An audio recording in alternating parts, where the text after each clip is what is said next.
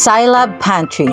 Humiram batay sa pangangailangan, ingatan ang paggamit sa tahanan, at isauli ng may kaayusan.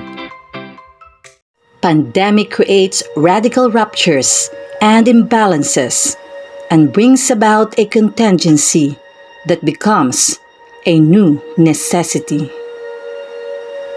The present overpowering phenomena radiates notions to teachers to be resilient in the teaching method to use to enable to deliver quality education amidst the different challenges faced.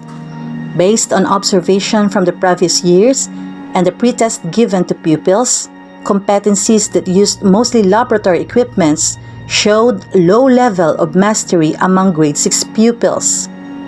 This should be given focus since most of the competencies can still be found in the milk or the most essential learning competency of Science 6. And what makes it worse is that the scenario that we are having right now, no face-to-face classes. Results in the transfer of learning during the actual classroom setup is low and pupils struggle even the presence of a teacher.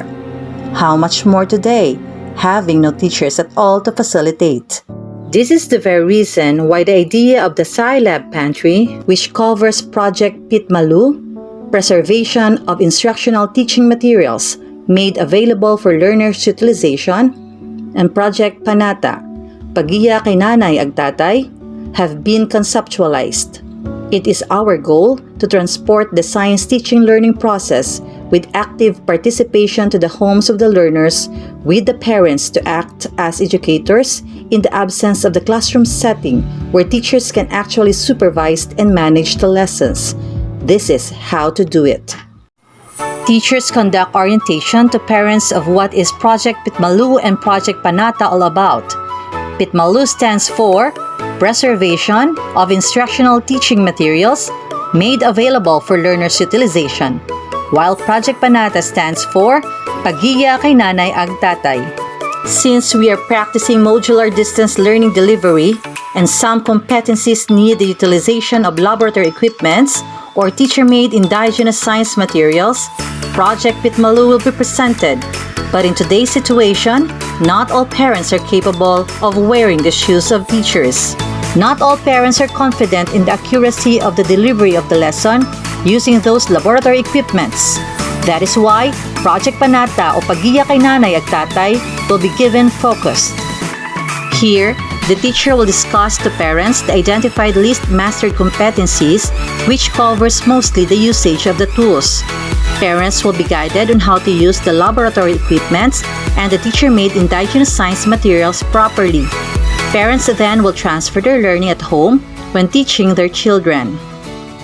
At home, our learners should have the access to manipulative resources essential to use in their individual experimentation or other tasks in their science subject.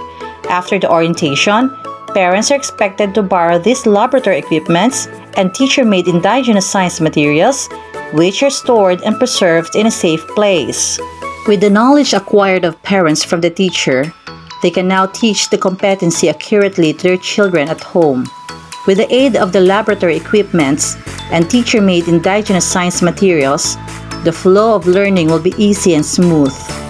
Everyone will be given an opportunity to access the learning resources. An opportunity will be based to those who needed it most.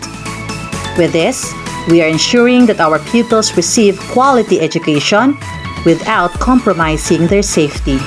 After the utilization of the laboratory equipments and teacher-made indigenous science materials, parents should return them to school for safekeeping.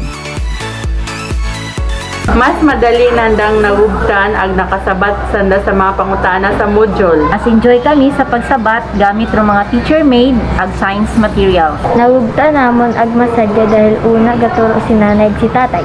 There is a great disturbance in education. There is always a better which replaces the best. We teach, we show, we innovate. Innovateach.